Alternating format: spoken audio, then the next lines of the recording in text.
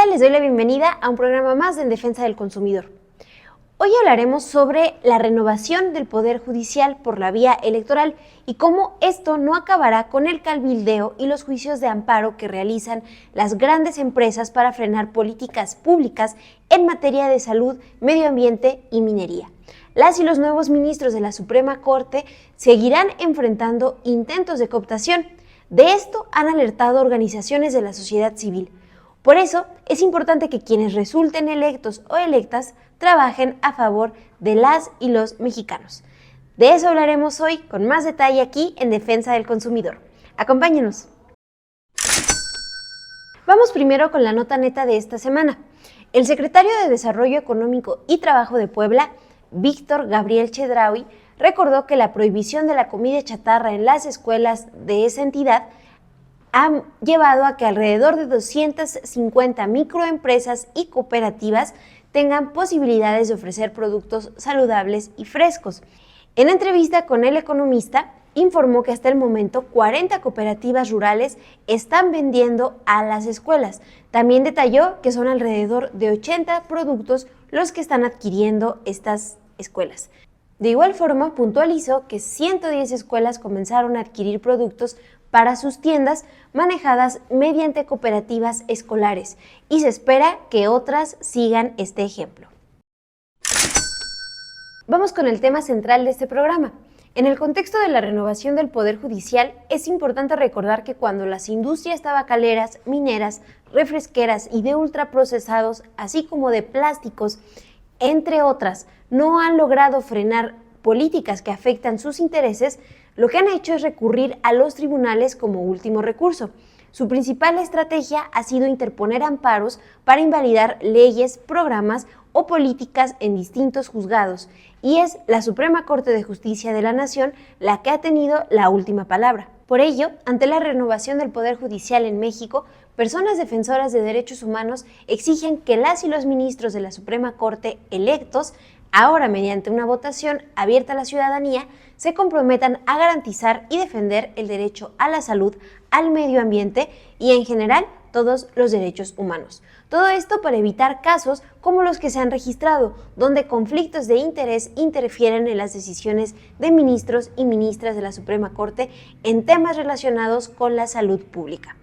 Bueno, y ante la renovación del Poder Judicial, es importante recordar el llamado que han hecho organizaciones como el Poder del Consumidor, Salud Justa y Acción Ecológica, que están llamando a las y los aspirantes a la Suprema Corte de Justicia de la Nación, como ministros y ministras, a estar alerta ante los intentos de cooptación de las industrias que podrían enfrentar. A partir de eso, a mí me da gusto recibir aquí en Defensa del Consumidor a Claudia Moreno, integrante de la organización Salud Justa, y Javier Zúñiga, también integrante en el Poder del Consumidor. Muchas gracias por estar aquí. Gracias a ti por la invitación. Muchas gracias por la invitación. Gracias. Voy a partir de preguntándoles que nos expliquen qué es el conflicto de interés y cómo puede afectar las decisiones de las y los ministros de la Suprema Corte. Bueno, un conflicto de interés en realidad, lo voy a explicar muy simple, ocurre cuando algún tomador de decisión o juzgador tiene algún vínculo personal, económico con algún tipo de industria de quien va a resolver el conflicto, ¿no? La resolución es específicamente eso. Se entiende que interfiere en la decisión que va a tomar. Y entonces, pues eso es especialmente relevante ahora con los nuevos ministros y ministras, ¿no? Y es relevante que no tengan conflicto de interés porque entonces las resoluciones pueden verse afectadas por beneficiar a ese lazo, ¿no? Que los une y dejar de un lado la protección de los derechos, que es pues su función. Muchas gracias. Y partiendo de ahí, quisiera saber cómo han detectado que proceden las corporaciones en impactar en las decisiones que toman desde la Suprema Corte. Bueno, lo que hemos visto es que en general las industrias, las corporaciones siempre buscan mediante el cabildeo u otros mecanismos influir en las decisiones de estos tomadores, como mencionaba Claudia. Esto es lo fundamental y es justo por lo que se llama no conflicto de interés. En el caso de la Suprema Corte, lo que vemos es que cuando se crean políticas de salud pública que benefician a los consumidores, a las consumidoras, las industrias siempre generan una fuerte oposición. Desde antes de su creación, por ejemplo, si es en el legislativo o en el ejecutivo, y posterior a su creación, siempre presentan amparos. Lo que hemos visto en los casos, por ejemplo, de alimentación, de tabaco, de regulación de plásticos, es que una vez que se tiene una buena ley o una buena política pública, las empresas acuden al Poder Judicial con la finalidad de o eliminar la política pública o suspenderla para ganar más tiempo, mediante los mecanismos, por ejemplo, del amparo. Entonces, lo que vemos es que mediante sus redes y conectes, los abogados, las abogadas, primero tratan de influir en los ministros y ministras de la Suprema Corte. También, a veces, se encuentra que en los equipos de los ministros o las ministras hay vínculos entre despachos de abogados, personas que se conocen, o en los casos más extremos, como uno que tuvimos nosotros del Poder Consumidor, ministros y ministras que directamente están relacionadas con estas empresas o con estos sectores empresariales y obviamente sus decisiones están viciadas. ¿Nos puedes hablar más de este caso en particular para ejemplificarlo? Claro, por ejemplo, nosotros en 2014-2015 presentamos un amparo en contra del viejo etiquetado frontal. Antes de este etiquetado frontal advertencia, teníamos el etiquetado conocido como GDA, que eran estos globitos con porcentajes que, de acuerdo al Instituto Nacional de Salud Pública, solo el 2% de una muestra de alumnos y alumnas pudo entender, de alumnos y alumnas de nutrición, pudo entender el significado y componentes de este etiquetado.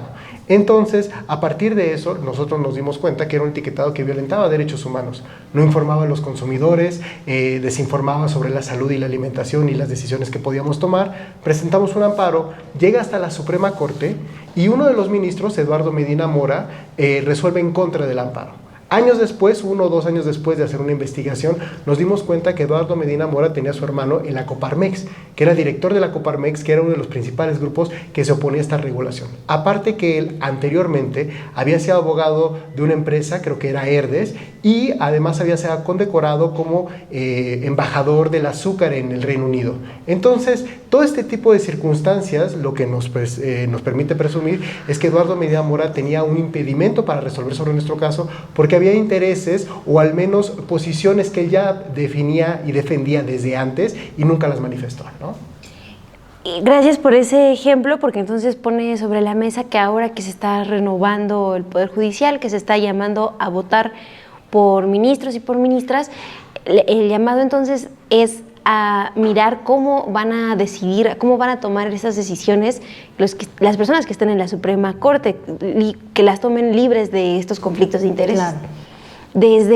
Gracias por esta cuestión del etiquetado, también desde Salud Justa, ¿cuáles son los riesgos que ven? ¿Cuáles son las estrategias que han tomado, por ejemplo, empresas como las tabacaleras para incidir en las decisiones de la Suprema Corte? Bueno, pues específicamente desde Salud Justa igual tenemos una experiencia como pasó con el tema de etiquetado. En el 2023 entró en vigor el reglamento de la Ley General para el Control de Tabaco, que específicamente pues tiene 2 vertientes importantes, ¿no? La prohibición de publicidad, promoción y patrocinio en puntos de venta, es decir, que no se pueden exhibir las cajetillas de cigarros. Habrá una lista en los establecimientos para su venta. Y la prohibición de espacios 100% de humo de tabaco, esto la parte más importante que afectó o que afecta a los restauranteros es que en un restaurante donde es el área para fumar, está bien, podrás fumar, pero no te van a poder ofertar el servicio de alimentos, ¿no? Para salvaguardar la salud de todos los trabajadores restauranteros, que en su mayoría pues, no son fumadores, pero pues que están expuestos a ese humo de tabaco y que no perciben en realidad un sueldo que justifique, ¿no?, esa exposición a humo. Entonces, bueno, en contra de estas medidas, la industria tabacalera, y lo advirtió en una entrevista, la industria dijo que iban a promover amparos en contra de esas reformas, que por cierto que son reformas que en México no había habido en más de 13 años. La interferencia de la industria había estado en el Congreso durante esos 13 años, obstruyendo el avance de estas políticas públicas que buscan salvaguardar la salud. Y sí, efectivamente, hay un registro de 2.500 amparos promovidos por la industria tabacalera. Es un número sin precedente. Ningún país en la región ha tenido esa oposición a estas a estas políticas que lo que buscan, repito, es salvaguardar la salud. Y bueno, pues de ahí hemos dado seguimiento, Salud Justa ha dado seguimiento como sociedad civil, ¿no? Desde afuera, pero ha dado seguimiento a estos amparos. Y pues vemos que efectivamente la interferencia de la industria y el conflicto de interés sigue ahí, ¿no? Tenemos el caso, por ejemplo, de Walmart, que su asunto lo resolvió un juzgado de distrito aquí en la Ciudad de México y que determinó que pues efectivamente no podía exhibir las cajetillas en sus tiendas, ¿no? Fue una buena resolución, creemos que fue una buena sentencia que salvaguarda el derecho a la salud. Pero por otro lado tenemos juzgado, específicamente el segundo juzgado de distrito en materia administrativa de Nuevo León, que resolvió que Oxxo y 7-Eleven podían exhibir las cajetillas, ¿no? O sea, les otorgó una suspensión desde el 2023, cuando uno de los principios para otorgar la suspensión es que no afecte el interés público, y pues aquí claramente afecta el interés porque las cajetillas están colocadas a la altura de donde lo pueden ver los niños, donde están los dulces, y pues que relacionan dulces con tabaco, pues como que no hace daño, ¿no? O es algo que puedo consumir. Han pasado casi 2 años y solo Oxxo ha tenido una sentencia que se dictó hace unos meses en la que otorgan el amparo, ¿no? Ahorita está haciendo, en una segunda instancia se está resolviendo, pero es ahí donde claramente se puede deducir que hay una interferencia por parte de la industria, cuando ya la mayoría de los asuntos están concluidos, cuando ya hay asuntos resolviéndose en la Suprema Corte, y específicamente estos 2 asuntos pues siguen pendientes, ¿no? Entonces, creo que ahí es un claro ejemplo de cómo puede afectar, y que tenemos confianza en que la llegada de los nuevos ministros y ministras y bueno, toda la composición del Poder Judicial pueda, pues digamos, eliminar un poco todo esto que tenemos ahora, ¿no? Es por eso este llamado a que lleguen libres de conflicto de interés y sin vínculos con las industrias. Y eso es importante ponerlo sobre la mesa porque, por lo que entiendo, estas industrias empiezan a solicitar amparos en juzgados locales y a la par están haciendo esta presión desde la Suprema Corte, o escalan estos procesos legales hasta que llega a la Suprema Corte, y ahí también es donde hay que tener alerta, es decir, fijarnos en las decisiones que se toman en los juzgados locales, pero también en la Suprema Corte, que es donde se sientan los precedentes, ¿no? De cómo se juzgan los otros casos. Sí, en realidad no inician en un juzgado local, es decir, en este caso es una ley general, es de aplicación a toda la federal. Pero me refiero al juzgado de distrito, es la primera instancia que tienen para promover el amparo. Si no están de acuerdo, tienen la opción de irse a un recurso de revisión, cualquiera, ¿no? La autoridad o el quejoso, en este caso la industria, y entonces ya conoce un tribunal colegiado de circuito, donde también cuando se prevea que hay una clara inconstitucionalidad de lo que se está digamos, del acto reclamado, entonces ya puede conocer la Corte como asuntos relevantes. No sé si Javo quiera. Sí, yo solo quisiera justo agregar una parte. Creo que es relevante esto que dice Claudia sobre los juzgados de distrito y la Suprema Corte, por lo que mencionabas de los precedentes. O sea, las industrias tienen una estrategia muy clara de obstaculizar la implementación de estas políticas. Una de ellas es presentar amparos, tal vez no con la finalidad de ganarlos, pero sí de que suspendan el procedimiento durante unos 3-4 años, como el caso que nos mencionaba Claudia, para que justamente ganen un poco de tiempo. Y en ese tiempo, pues las decisiones políticas pueden cambiar, el panorama, el contexto político puede cambiar, pueden pasar muchas cosas. Entonces, esa es una de las primeras finalidades que tienen las industrias, presentan amparos para ganar las suspensiones. Y por eso es importante poner el foco en los juzgados de distrito, en esta primera instancia que Claudia hacía mención. La segunda parte es justamente los tribunales colegiados o la Suprema Corte, por lo que mencionabas, Monse, porque justamente ahí es donde se crean los precedentes, y un precedente que de alguna manera gane una industria favorece a los demás amparos o casos que tengan las otras industrias. Además de que, por ejemplo, en nuestros temas, estos casos de control de tabaco, de alimentación, también están debatiéndose en Colombia, en Argentina, en Brasil. Entonces, tener un precedente negativo en nuestra corte, de alguna manera impactaría en otras cortes, en otros tribunales, porque justamente son casos novedosos, casos que los tribunales constitucionales de otros países no tienen ejemplos, y el ejemplo será el primero que llegue y el primero que se resuelva, ¿no? Gracias ambos por esta explicación. Y yo también quisiera preguntar, ¿Qué mecanismos de transparencia podemos pedir, también mecanismos de rendición de cuentas y participación ciudadana para garantizar que las decisiones que se tomen en la Suprema Corte estén libres de conflictos de interés? Adelante. No, por favor.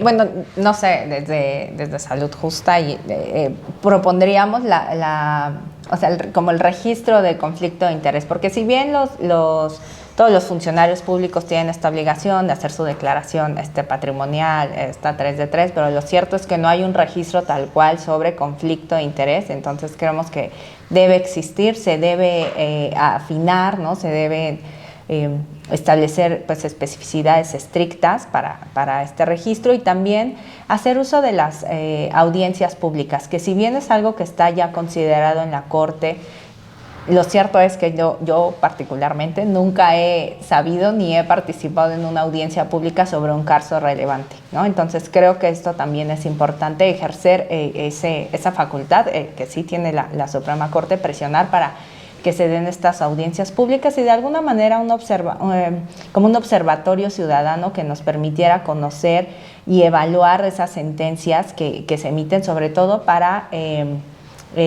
tendientes a sostener la legalidad o no de alguna política pública cuya finalidad sea la protección de la salud.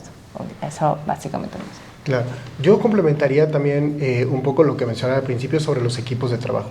Es importante que las personas sepamos a detalle el currículum, el CV de las personas que trabajan con los ministros y ministras de la Suprema Corte, el currículum a detalle de los ministros y ministras de la Suprema Corte, ¿no?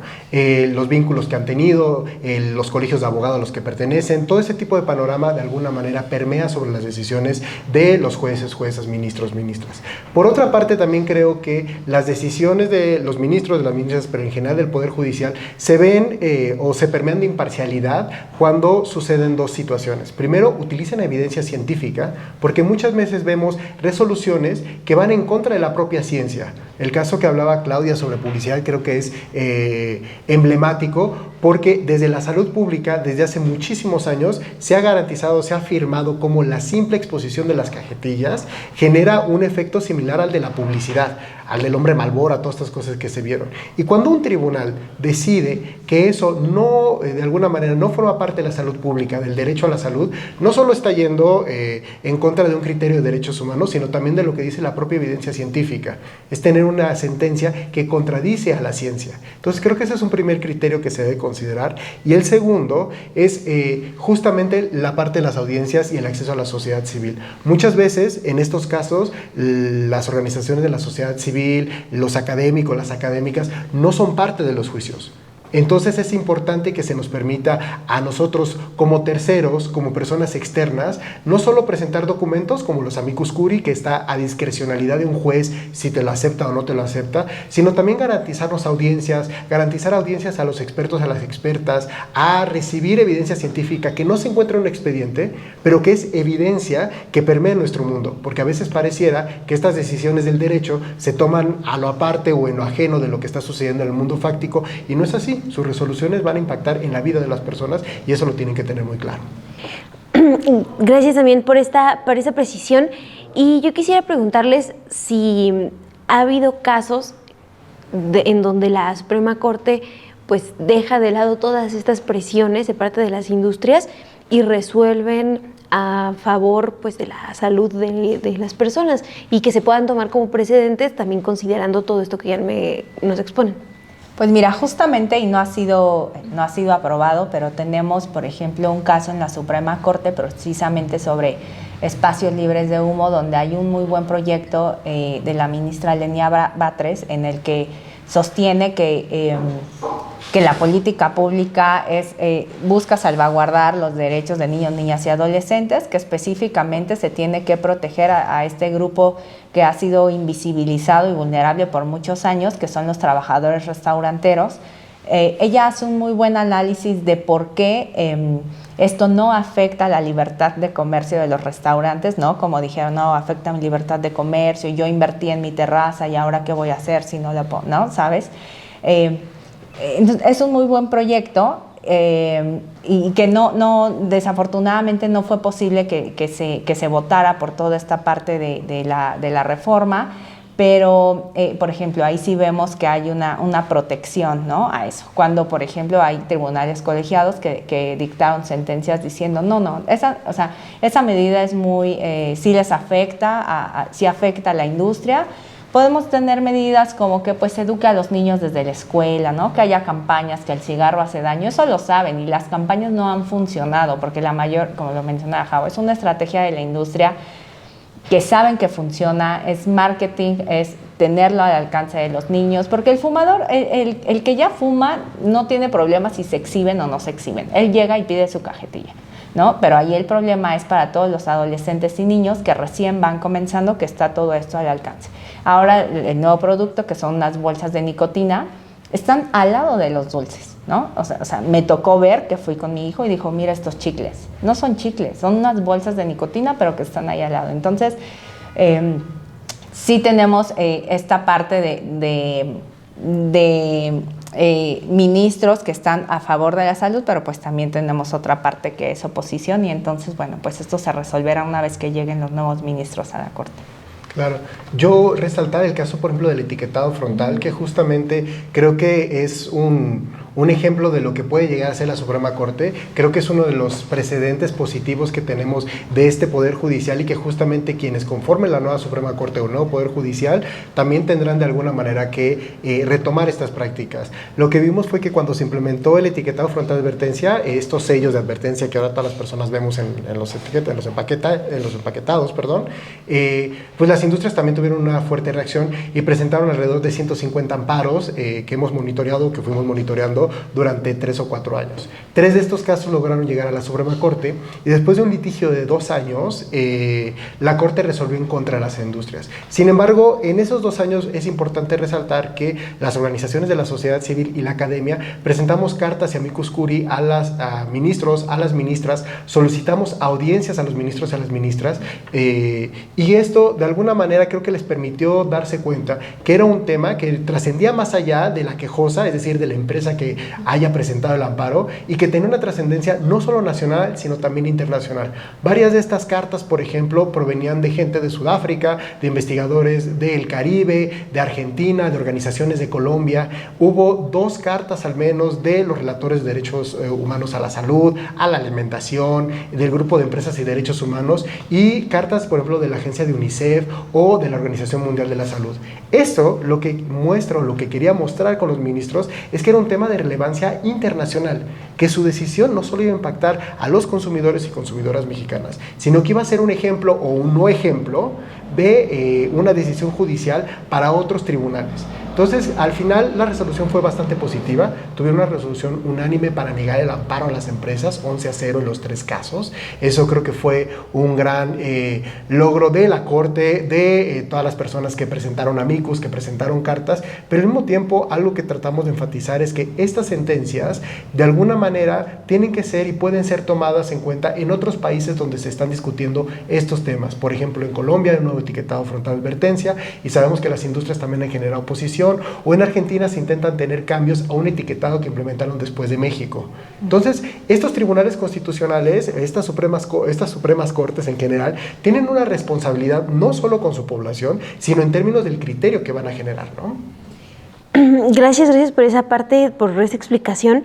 Y también, para ir cerrando esta conversación, me gustaría entonces preguntarles, ya nos dejan claro qué es lo que falta para garantizar estos mecanismos de transparencia, de rendición de cuentas, también la importancia de que se escuche a la sociedad civil, que ustedes trabajan muy de cerca estos temas, como ciudadanía también, qué podemos hacer para exigir esta parte, ¿no? ¿Qué ven que queda en nuestras manos como consumidores, como consumidoras?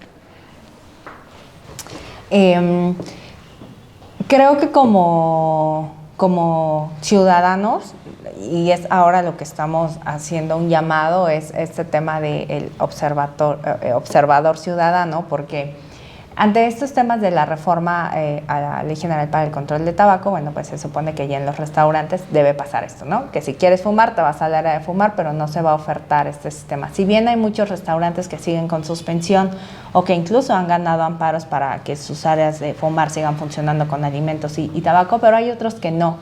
Y entonces falta esa supervisión por parte de las autoridades administrativas para que digan, no, bueno, sí, tú no tienes autorización, o tú sí, o lo que sea, pero eso no ha pasado. Entonces nuestro llamado es que a los lugares a donde vayas y percibas que está pasando esto, ¿no? Que bueno, es un restaurante donde incluso están fumando en interiores, que nos ha pasado,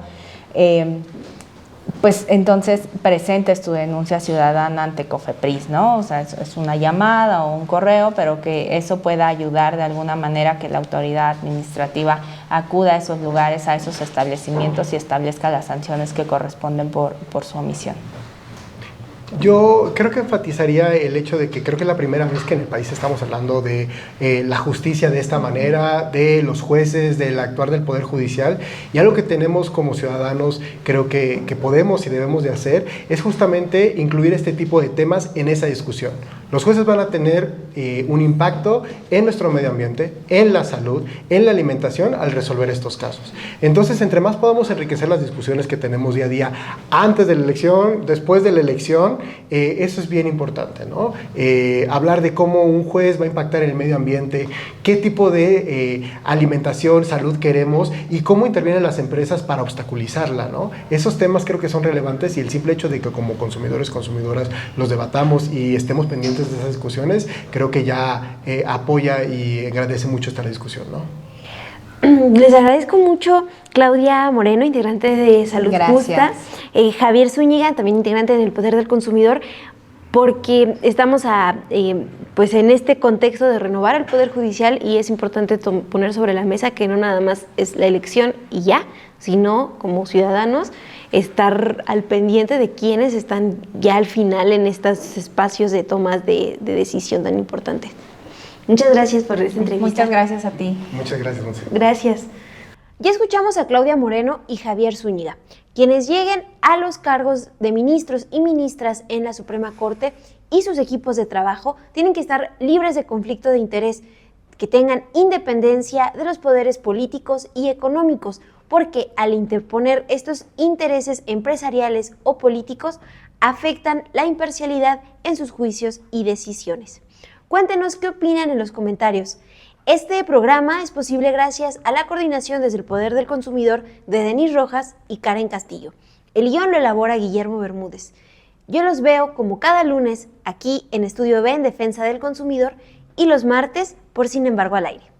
¿Usas los cubos Tomatísimo de Knorr? Descubre por qué deberías pensarlo 2 veces. Un solo cubo contiene 2.620 miligramos de sodio. Eso es el 131% de lo recomendado para adultos y el 174% para niños en un día. Además de sal, tiene glutamato monosódico, tóxico para las células, y colorantes como tartrazina, que causan hiperactividad, alergias y déficit de atención en niños. Se llama Tomatísimo, pero su primer ingrediente es sal, no tomate. También contiene aditivos. No se puede conocer la información nutrimental real por cubo, solo muestra la porción preparada.